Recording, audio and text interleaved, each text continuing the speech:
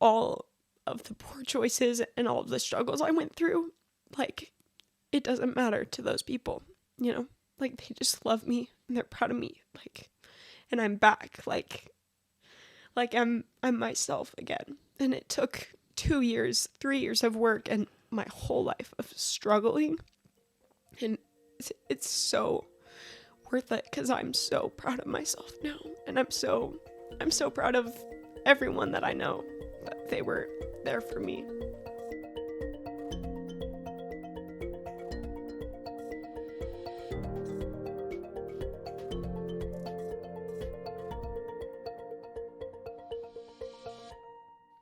In our podcast, Hearing the Unheard, Stories of Transformation, we discuss a variety of sensitive subjects such as suicide, suicidal ideation, self-harm, abuse, and faith crisis. Viewer discretion is advised. Welcome to our podcast, Hearing the Unheard, Stories of Transformation, presented by Pause Wellness. I'm your host, Lydia Stauffer, and I am very, very pleased to welcome our guest today, my daughter, Lydia Stauffer. Hi, Lids. Hi, Dad. How are you? I'm doing really good. Good. Yeah. Thanks for being willing to come on this podcast and tell us your story. Happy to be here. Tell us a little bit about your background and your interests. Tell us about you. Well, I'm 16 right now. I have 2 older siblings and a younger sibling, and I have you guys. I was raised in the Church of Jesus Christ of Latter-day Saints in a very loving home. And I've been really spunky. I've always been a lot, and I love art and expressing myself.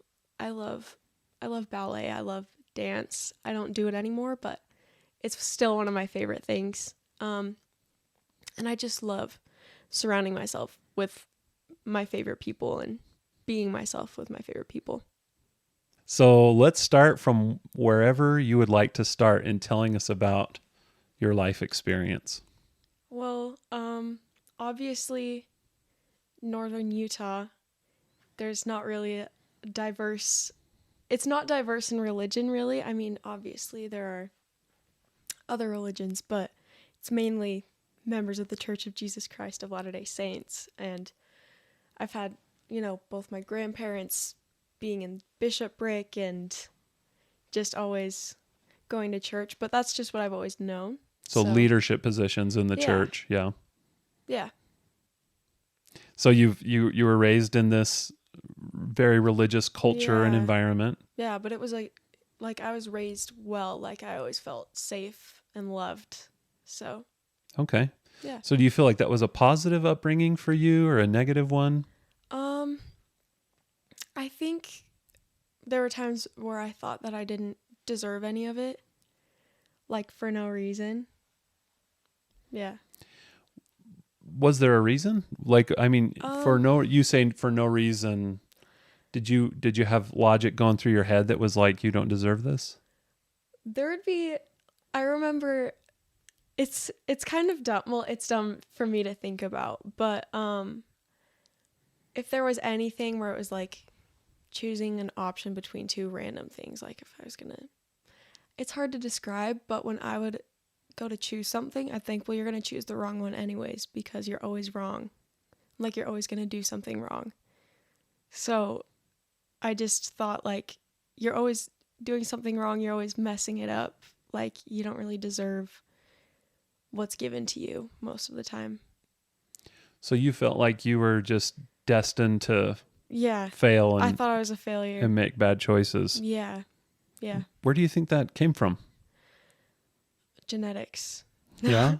Well, obviously just both sides of the family, they're genetics, but I've always thought that about myself. Like, just as long as I can remember, always thinking that I'm wrong. And I remember, like, when I would, even if it was little things, like arguing with my siblings, I'd go into my room after. Usually I was sent there because I wasn't on my best behavior. But I would just think, like, you are the worst. And I would just full on hate on myself. Like, why did you argue? Why did you mess that up? Like, you're never going to be able to do it right. Stuff like that. How early are we talking? Probably like 4. You remember it that early? Earliest I can remember. Like, I don't remember it at the old house because we moved when I was like 3 or so. But like earliest I can remember, always just feeling that way about myself. And this is kind of funny, but all that I knew was like giving the middle finger was mean. So whenever I'd like get in trouble, I would flip myself off. I'd be like, well, you deserve this. And then I'd just stare at my finger, flip myself the bird. Yeah. I didn't know that. Yeah. Like I've to, never told. like to punish yourself? Yeah, I'd be like, well, you deserve this. And then I just kind of, and I just cry and stare at my finger. Would you really? Yeah. Yeah, I did that. Sorry, that's funny. Like, it Right. wasn't funny at the time, but like, I remember one time my older brother was like, don't ever show someone your middle finger because it's bad and it's swearing and it's mean. And then whenever I was upset at myself, I would just give myself the finger.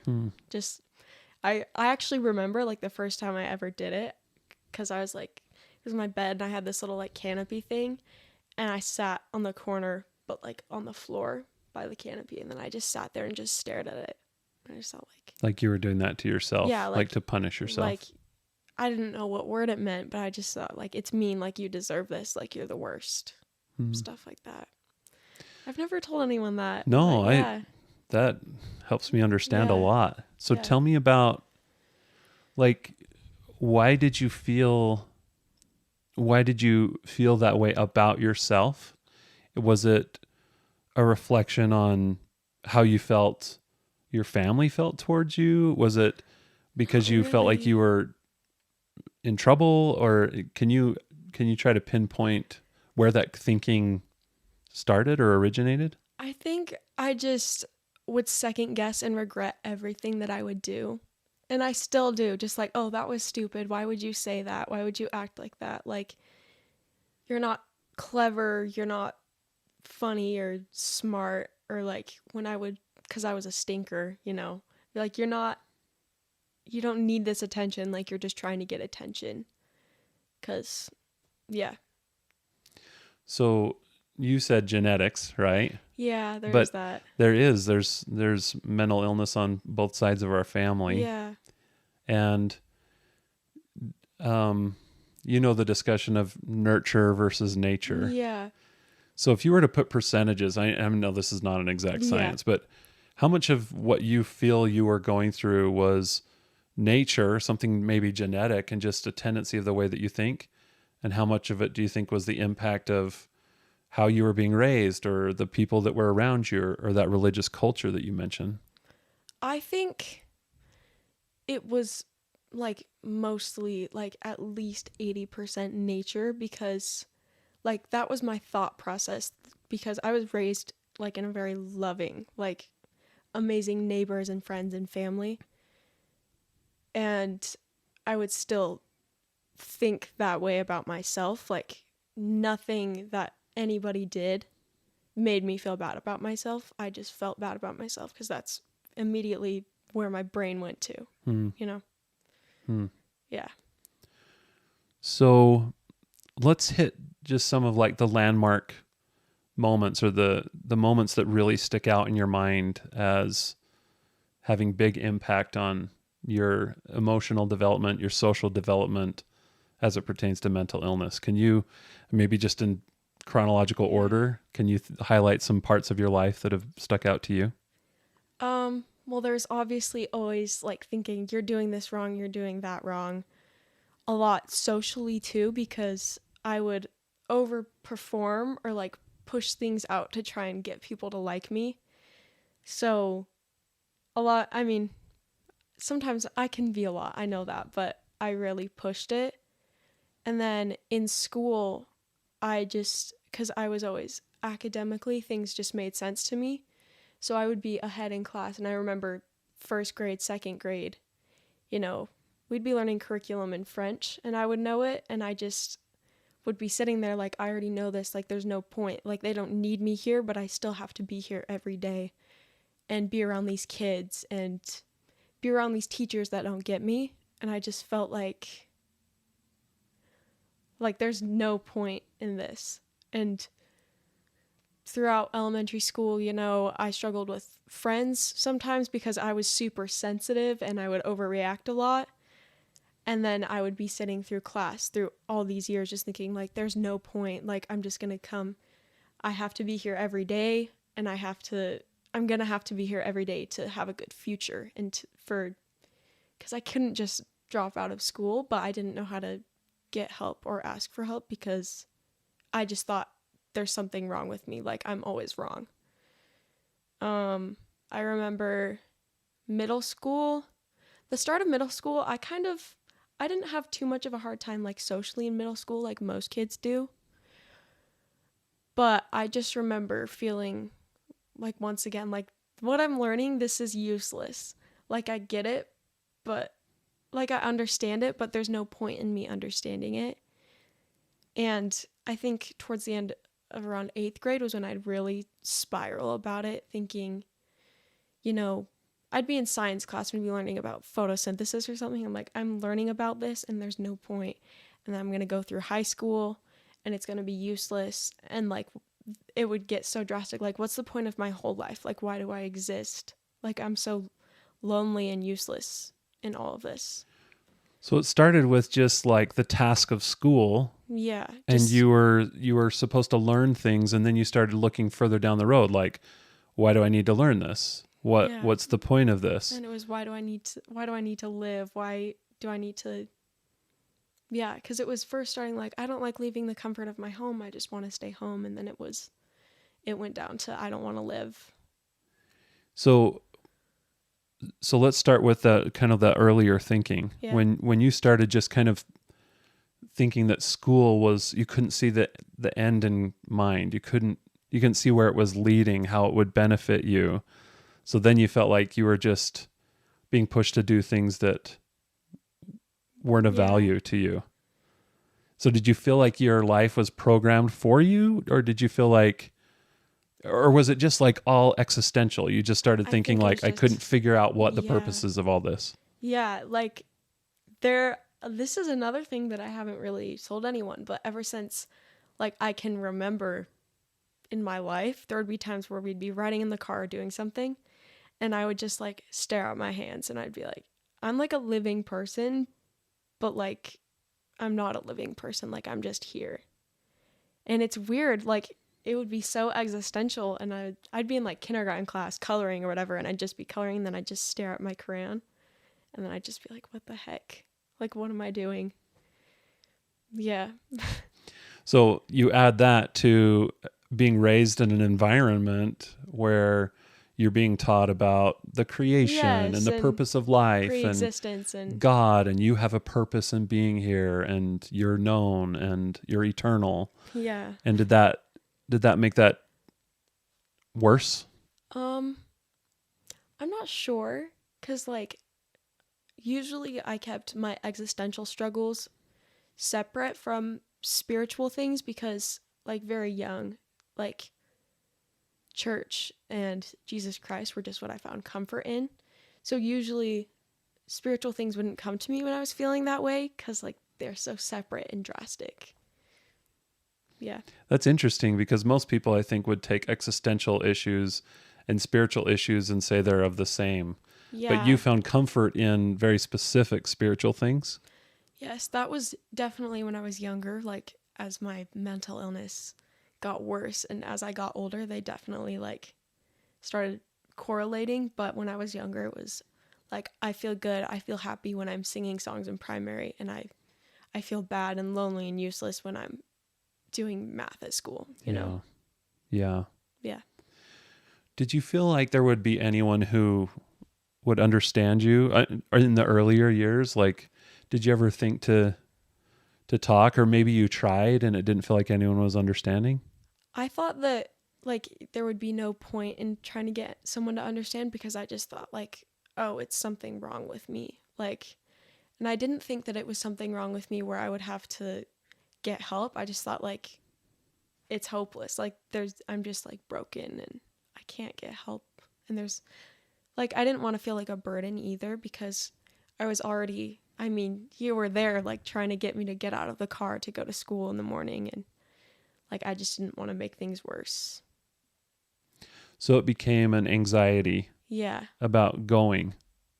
Can you describe some of those feelings, like even maybe the physical feelings that anxiety would give you? I remember because Sunday nights, I went to church and I felt good. We'd have family dinner and then my stomach would just drop. Like I'm feeling it again right now. Like I would feel shaky and I couldn't breathe, just thinking like, oh, I have to go and try and get on the bus or try and get to class tomorrow, you know? And it was just like, the feelings I'm having right now are just empathy for my younger self, because I was 7 years old and dealing with that, just like, it just kind of breaks my heart. What would you say to your 7-year-old self?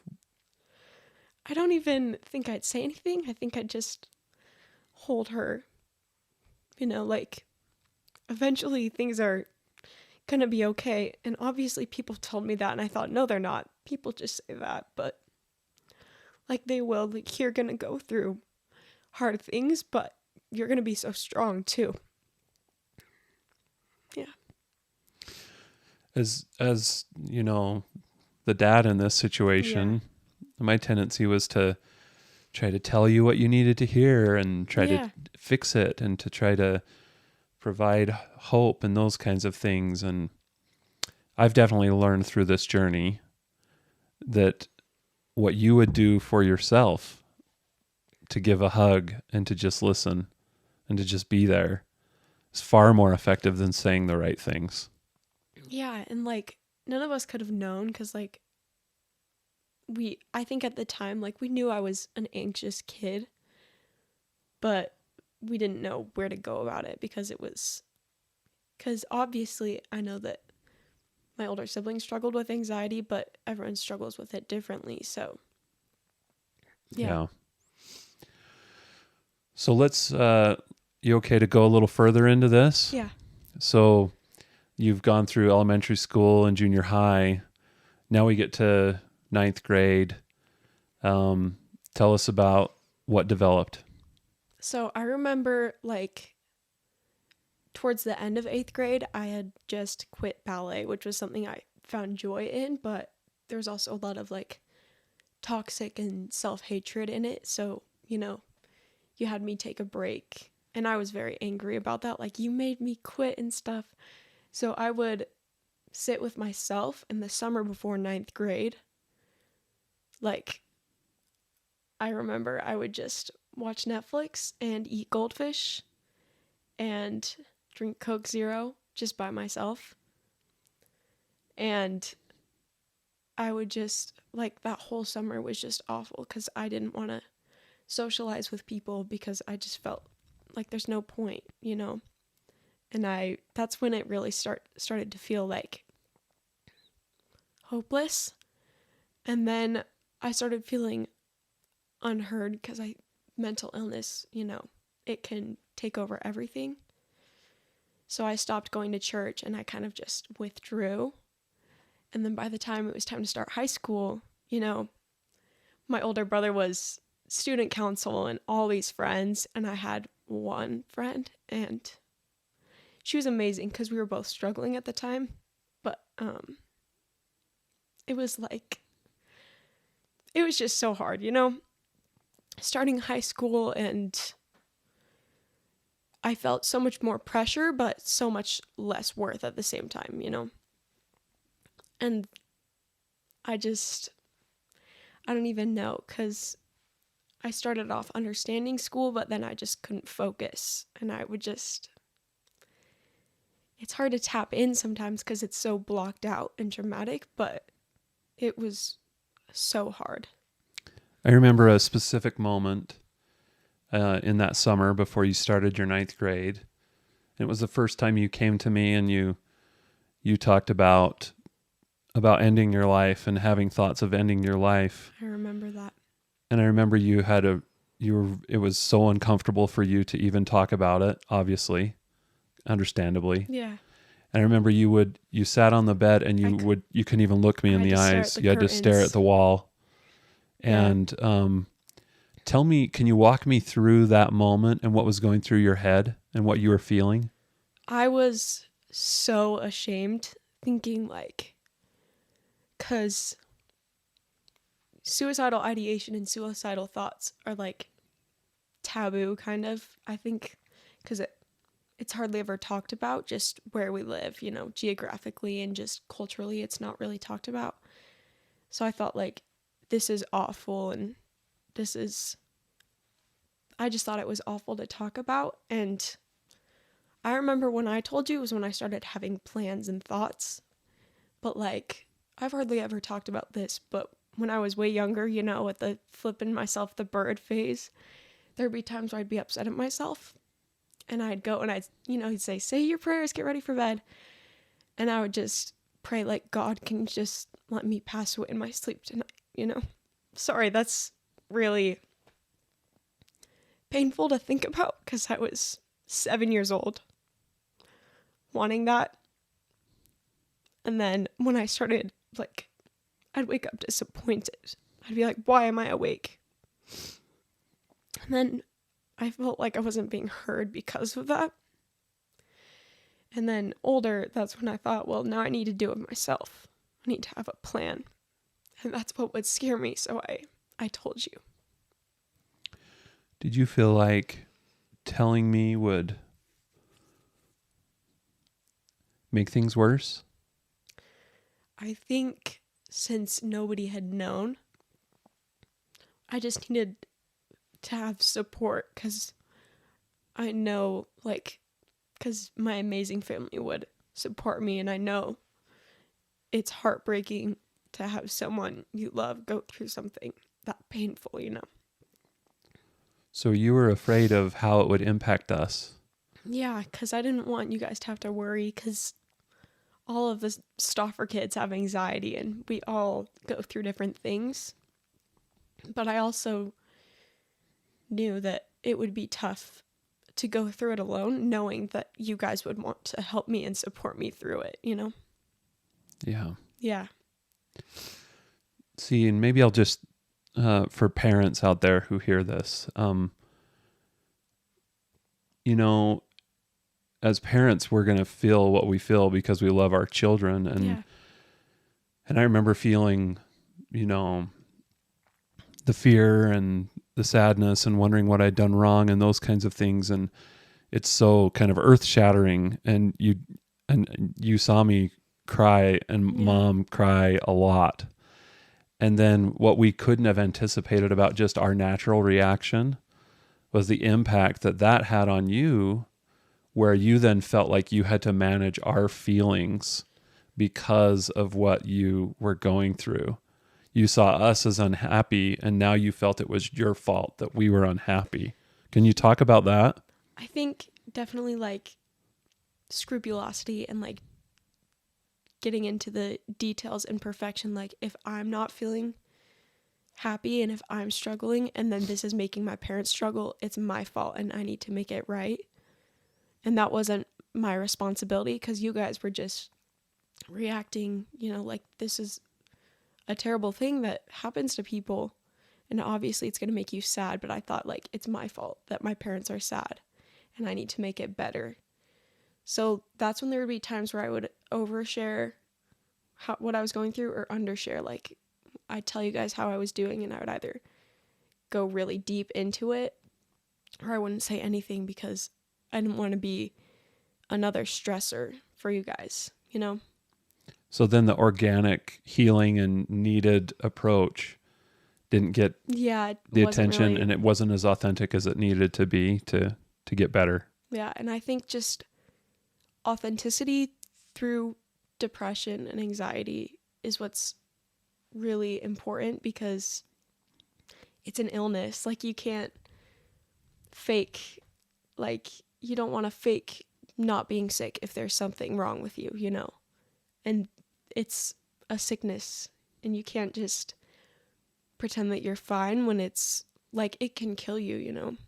It's just in different ways than other illnesses.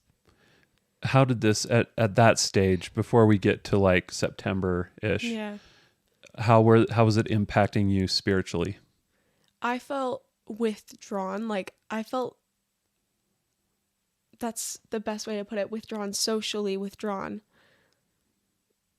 Like, I was just existing. I was just taking up space. That's how I felt, and that's kind of how it was. Like, I wasn't putting in an effort to, like, with my spirituality, and like, I couldn't even get up to shower. I didn't bother, like, praying, because I just existed for that whole summer, and as that school year started. So it became very existential, just like, I'm just this. I remember you used to say, I'm just a bunch of molecules. Yeah. I'm just a blob. Yeah, like a fungus. Like, I'm just here existing. Just And then what were your thoughts on God? when I was younger, I loved God, and when I would pray to die in my sleep and then I'd wake up, I would be so angry. So I thought, like, he doesn't care what I'm wanting and what I'm feeling because I'm still here. And then when I started to feel withdrawn, just like, praying in middle school, I think that's when I started struggling spiritually, and I blamed it on God a lot. Like, I'm not being heard, so, like, how is he even there? Like, why am I even existing? And losing something, like, letting myself drift away from something that has always brought me comfort, was what really set it downhill from there, just like towards the end of middle school.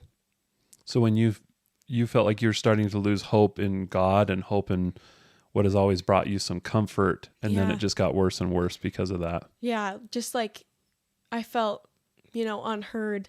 So feeling unheard is and misunderstood, is just heartbreaking. Like, it's the worst feeling ever, feeling that you're completely alone. So feeling alone from God was what made me feel completely helpless, Yeah. So at the time, still before September, you'd already started going to therapy. Yeah. I think I wasn't tackling things, and I dreaded going to therapy because it's work. Like, it's treatment for illness, and it's hard work. So I would sometimes tap out while I was there. I'd just kind of like stare off. And I think my therapist knew. I'd stare. He had this big painting behind, like, there was his chair across from me and this painting behind him. And I would just stare at it, like, for the hours add up, Is that because you didn't want to engage in the work? Yeah, because it was a lot of work, and I thought, like, this is useless. Me talking to this person isn't going to help me. But, like, it's what you need. Like, it's that treatment, and it's the therapy. Yeah. I want to share another parental perspective, just again for any parents who are listening, because we go to this therapist and he's assessing what you're going through and the thoughts and not feeling heard and the existential things, the spiritual things, the perfectionism, the scrupulosity. And his counsel to us was back off spiritually, back off on pressure, back off on expectations, and don't have her manage your feelings. And as a parent, that was like completely counterintuitive to anything you would feel as a parent, because you feel like to back off means to not help or to neglect.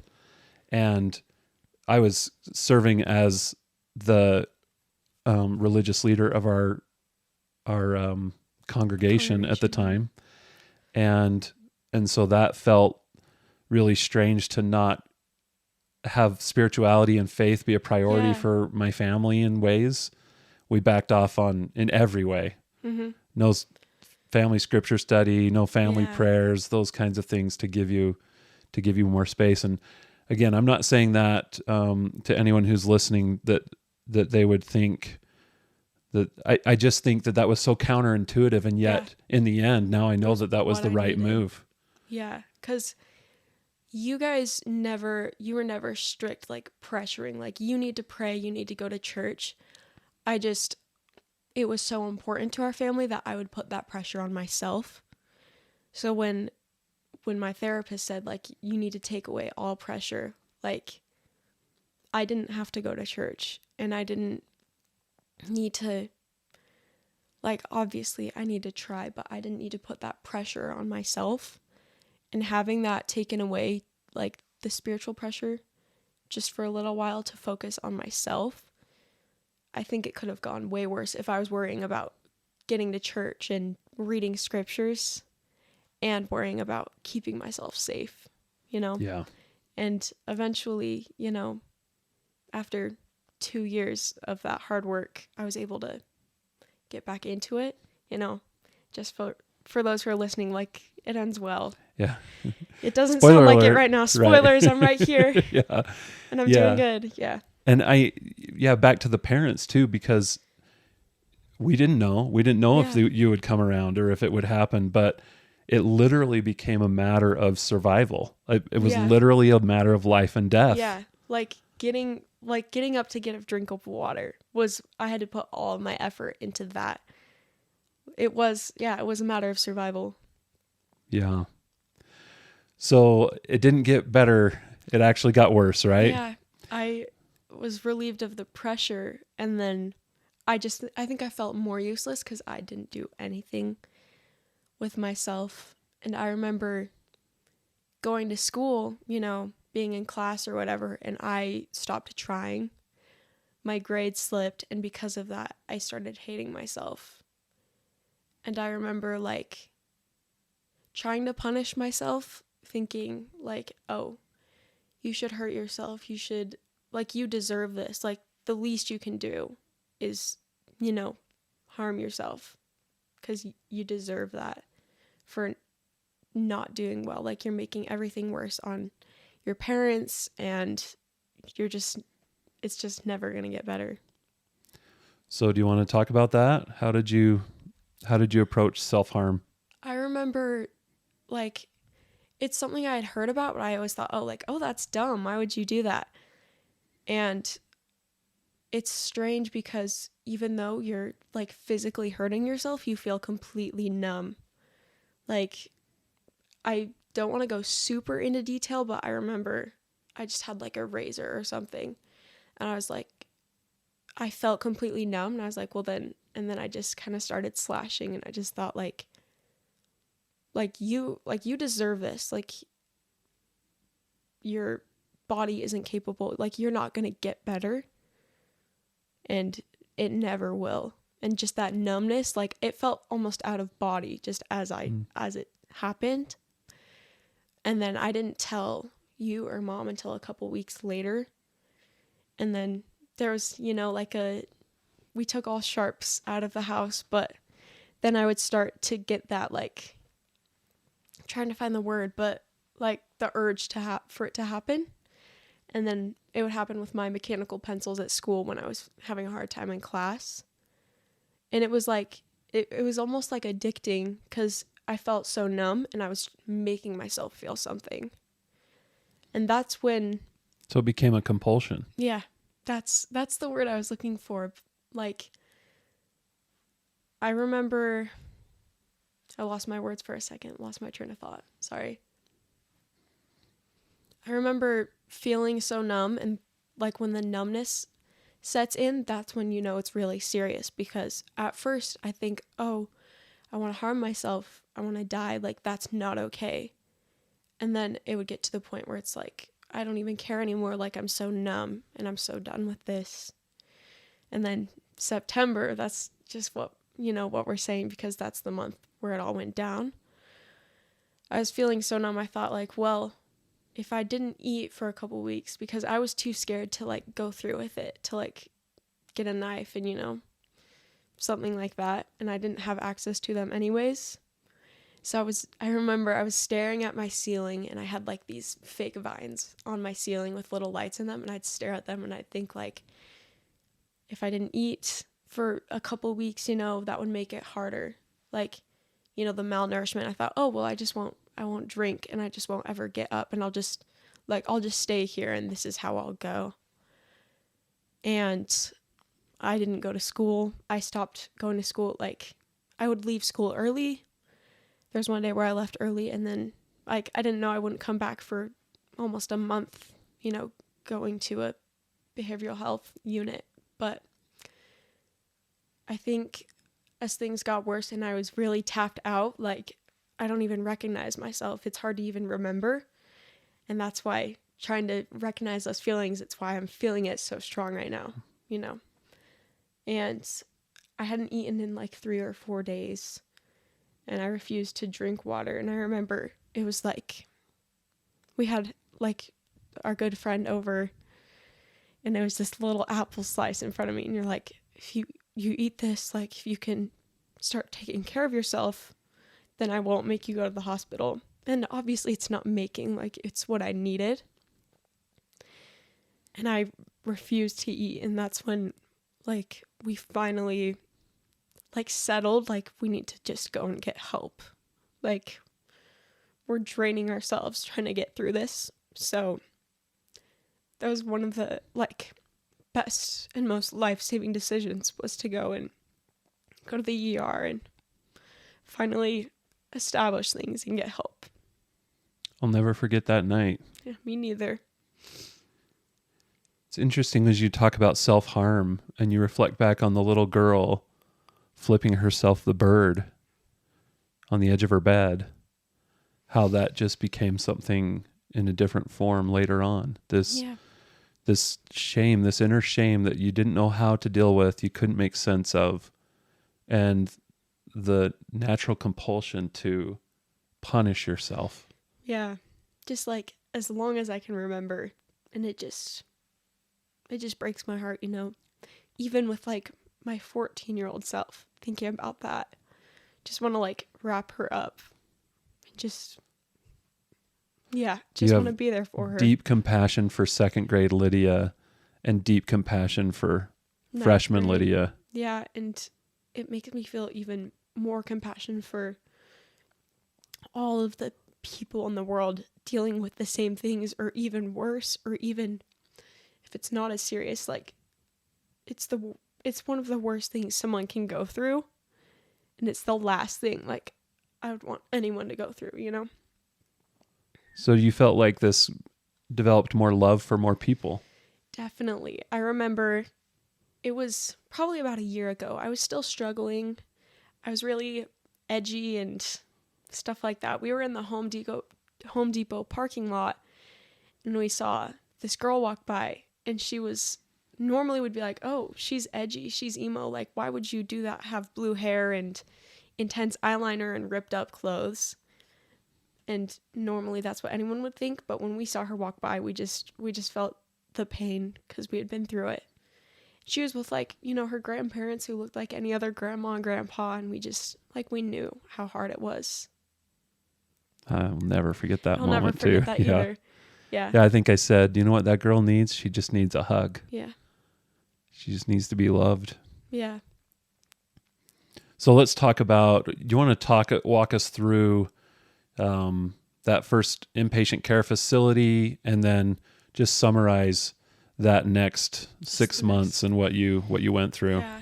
Obviously it was the hardest but the best decision to make, going to the ER and, being evaluated. I thought I didn't realize, obviously it was very serious, but after being evaluated and spending a night in the ER and just waiting and being admitted, that's when I realized I needed help, really bad, when I finally had accepted that.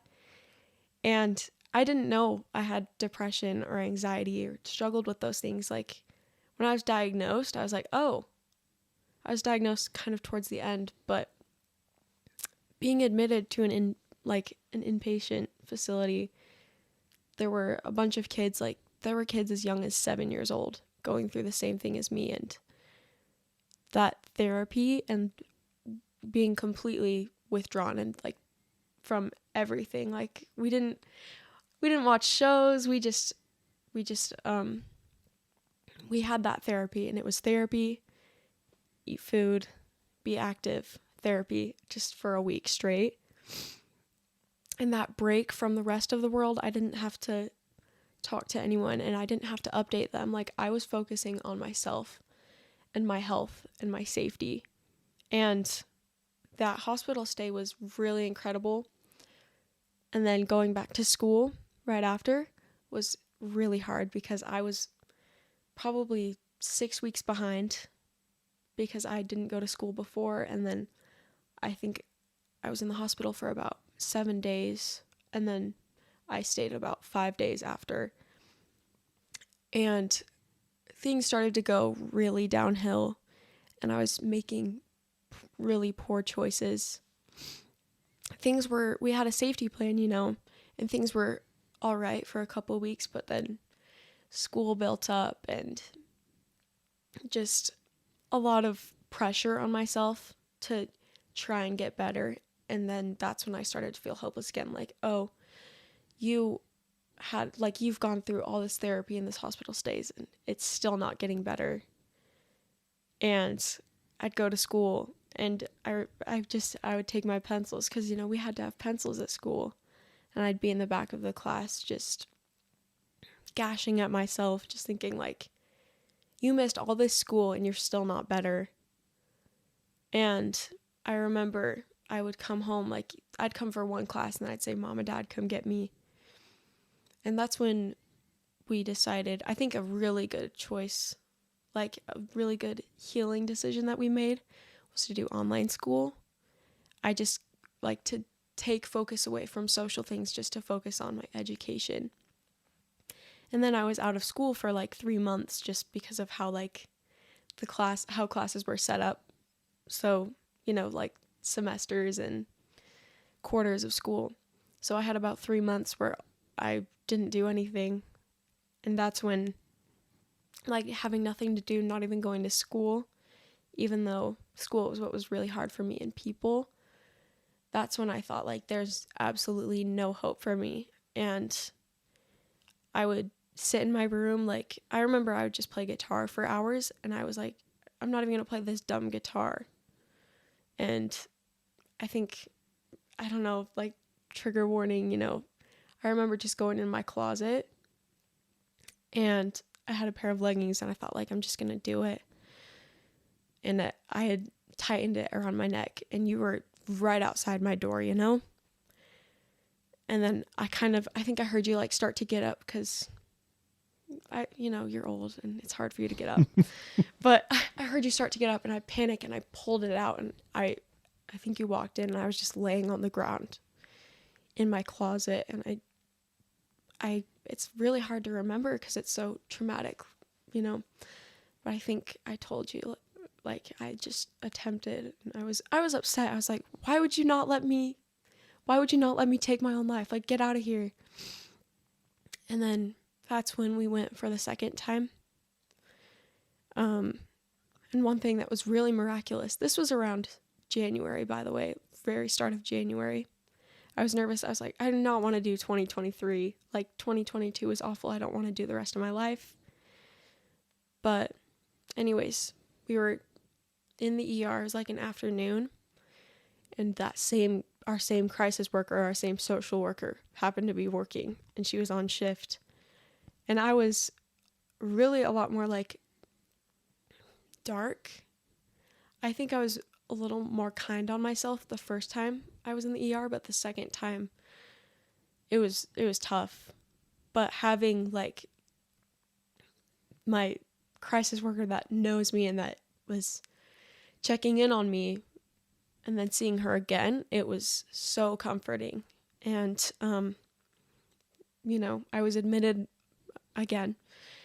And the second time it was tough because I was really, really angry, like at everyone, but I have to give it to you guys. Like, I took it out on you, like so much anger with you not letting me take my life, and you're making me live and you're making me get better. But like today I am so grateful. Like, I'm so grateful that you were putting up with me, and I'm so grateful that like you cared about me, like you didn't want that to happen. So being in the hospital, being so angry, and like, I remember one time you guys were visiting and I was like, get out. I think I used profane language, but I just said, like, get out of here. I don't want to see you. I don't want to see anyone. And it was tough. Like, those last few nights were tough. And then when I got out, and it was probably about a week before I started online school, I just focused on myself and having that pressure taken away. Like, I could do school when I wanted. I didn't have to go to church. And you guys were just here for me no matter how much I bashed on you. And that's what's really important, is just like having that unconditional support, even though you guys did not deserve anything that I was throwing at you guys. And just by then, like around February, I was still making poor choices. I had hacked off my long blonde hair and I dyed it brown, and I would wear like intense eyeliner and kind of like, I had like a butch style. And obviously people can do that, but knowing me my whole life, like, that's not who I was. And that's something that was also, like, when you see someone who's emo, like, you don't think, oh, they're just trying to be cool. Like, this is just something that they're going through. It's a coping skill, you know? And I'm so glad, like, obviously it was tough at first seeing my hair chopped off and seeing me act so different and not like the blonde ballerina that I'd always been. But like being allowed, like having that space to do that, as disgusting as it is to look back on, it was super important, like in my healing process. And that's when, like, I remember starting to really just feel that hope after going through those hard things, and that aggression was like April. And I remember, like, my older sister serving a mission for our church, knowing she's going to come home. It's going to be summer and things are just going to turn up. And with like so much trial and error, like, I made a lot of dumb choices. I'm not going to go into them, but it was really hard to trust me. And you guys were still like within reason able to trust me, you know? And then I remember it was summertime. My sister had come home and I thought, oh, I'll just do online school, you know, but I had grown really lonely. And you guys thought, like, just give this high school, you can give it a try. If it doesn't go well, we always have that online school to lean onto. It's right there. And I think just that was one of the best decisions I made, was going back, because there were people that had noticed. I thought nobody had noticed, but like, I haven't seen you in a while, you know. And I had my math class with one of my really nice friends from elementary school. Sorry, I love her so much. She said, how about you eat lunch with us? Because I was all alone and I had lost a lot of people because of how I was, you know. But this big friend group just took me in, and they didn't care that, you know, because it was Northern Utah. It was this friend group that, you know, goes to church and temple. And I was still struggling spiritually at that time, but the people and the support was what really helped me. Like, going back to school, it was hard, but like, having that support, like, the support is all anyone really needs, you know. And having those friends and the choices I made, they still weren't the best, but they did not give up on me. Like, I still made poor decisions. You know, the start of the year, it had been a year since I was first admitted, you know, this September of 23. But I got through school, and like, I'm almost done with my sophomore year, and I have these amazing people in my life, and coming afloat finally was when I could have that spiritual feeling again. And like, now I can go to the temple with that friend that invited me to lunch that one day, and I go to Young Women's, and I go to church, and, you know, these youth activities, and all of the poor choices and all of the struggles I went through, like, it doesn't matter to those people, you know? Like, they just love me and they're proud of me, like, and I'm back, like I'm myself again. And it took 2 years, 3 years of work and my whole life of struggling.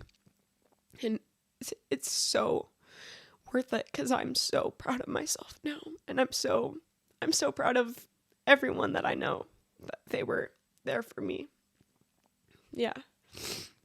Sorry, I'm a mess. It's great, Liz. Yeah.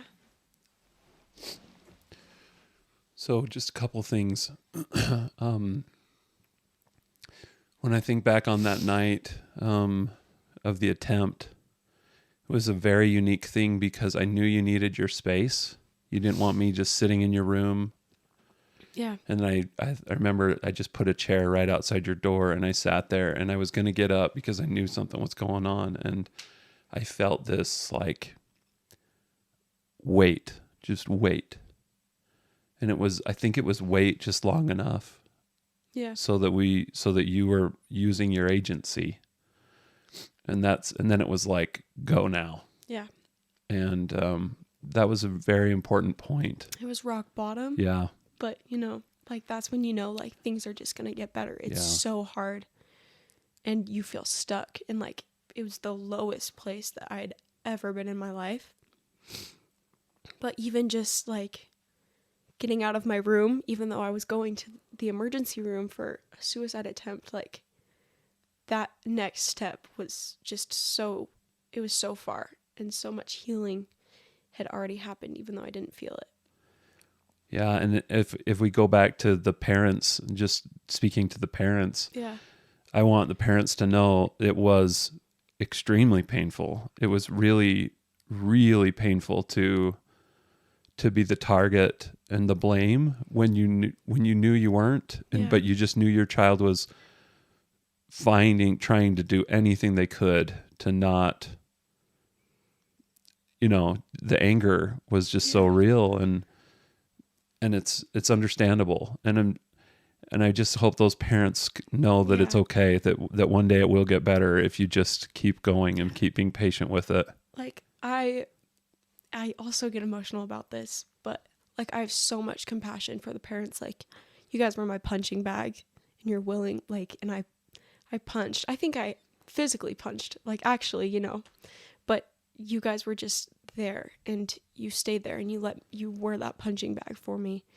And that's what helped me get stronger. And I have so much gratitude, like, so much gratitude. And I'm so glad that you guys hung in there with me. And that's why I have so much compassion for other parents who don't pressure and they are that punching bag for you and they're there for you and they let you make those dumb decisions.